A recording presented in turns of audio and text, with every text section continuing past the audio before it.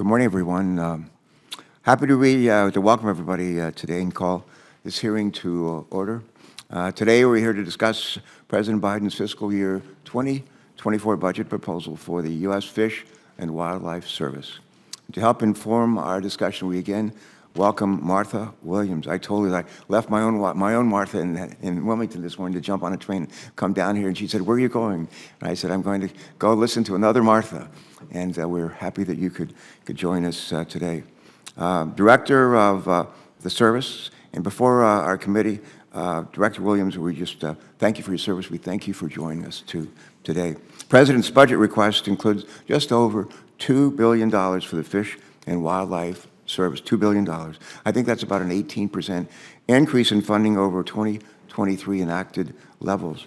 This increase would provide much needed resources at a time when we're asking the agencies to do more, a lot more, especially to permit infrastructure projects efficiently. First, as habitat loss and climate change continue to drive biodiversity loss in our country and around the world, the service's mission of conserving, of protecting and enhancing our nation's wildlife and habitats has never been more critical. In addition, the agency's role in the federal permitting process is especially important, given the historic passage of the Bipartisan Infrastructure Law, along with the CHIPS and Science Act and the Inflation Reduction Act. We know that the resulting investments from these laws are already starting to drive a revolution in clean energy development, infrastructure improvement, and climate adaptation. But as part of its mission and congressionally mandated responsibilities, the service must consult with other agencies to ensure that we are deploying these investments and permitting projects in a way that do not jeopardize species.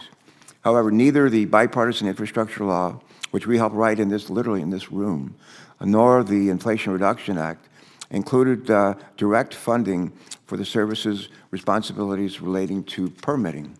So in other words, Congress has increased the number of environmental reviews the service must complete, but has not yet provided the resources the service needs to meet this added workload. I think we have an obligation to do something about that, and I hope we will. I've heard some of our colleagues raise concerns about the service's Endangered Species Act consultation process, leading to delays and backlogs in the permitting process. Well, lack of agency capacity is a major contributing factor to bottlenecks. The President's 2024 budget would provide the agency with adequate resources to improve efficiencies in the environmental review process, while also protecting species. We can do both, and we must do both. The President's budget request also includes a $50 million increase for planning and consultation activities, which would support an additional 225 full-time employees for this work. With this increase, the service expects to be able to complete more than 280 additional formal consultations and 3,100 additional informal consultations annually. Make no mistake, that will make a real difference. Some of our colleagues have also suggested that Congress should just consider bypassing the service's role in permitting, but it is in my strongly held belief, a belief that I think most of the people in our country also share, that we have a moral imperative to protect the species with which we share our one and only planet. And what a lot of people might be surprised to learn is that preserving biodiversity has clear economic benefits. According to a 2022 report by J.P. Morgan, recent biodiversity losses have cost up to $20 trillion per year. That's $20 trillion, trillion with a T, in lost ecosystem services. These services include protecting our food supplies, as well as providing clean air and clean water. For example, our food production relies on biodiversity for pest control, for pollination, and for soil fertility.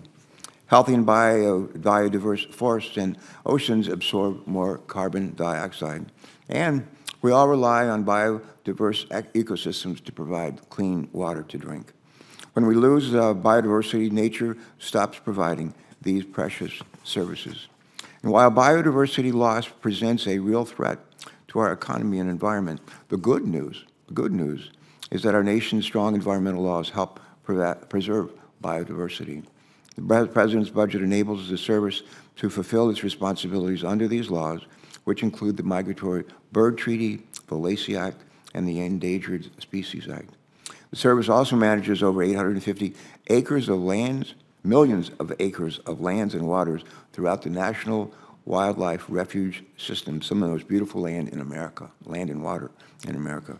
The fiscal year 2024 budget would address the major staffing shortage experienced across our refuge system over the last decade by providing funding for an additional 168 full-time employees, such as refuge managers, law enforcement, and visitor service specialists.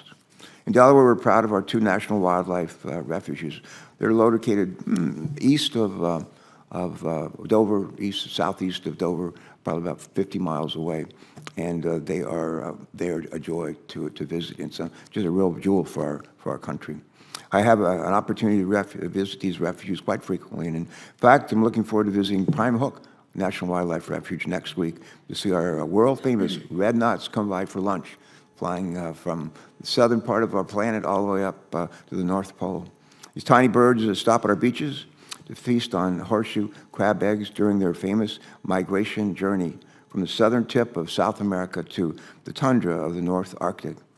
Bombay Hook and Prime Hook are major destinations for bird watchers from all over the world, meaning that these destinations support our eco-tourism industry in Delaware as well. Some people think that just because we have, I think, more 5-star beaches than any other state, that's why tourists come to Delaware. A lot of people come from all over the world because they're interested in birding, including the red knot. Both of our wildlife refuges have been short-staffed for the last couple of years. We need to address this shortfall for refuges in Delaware and, frankly, for those refuges that are located around the country. Let me conclude, if I may, by saying that when Congress tasks an agency with an important mission and an increased workload, we must in turn provide sufficient funding so that they can get the job done that they're expected to do. The budget we're discussing today recognizes this responsibility and the opportunity that comes with that responsibility. With that, we look forward to hearing more from Director Williams today on how the President's 2024 budget would support the important work that she oversees at the Fish and Wildlife Service. Before we hear from you, we look forward to hearing from our ranking member, Senator Capito, for her comments. Senator Capito.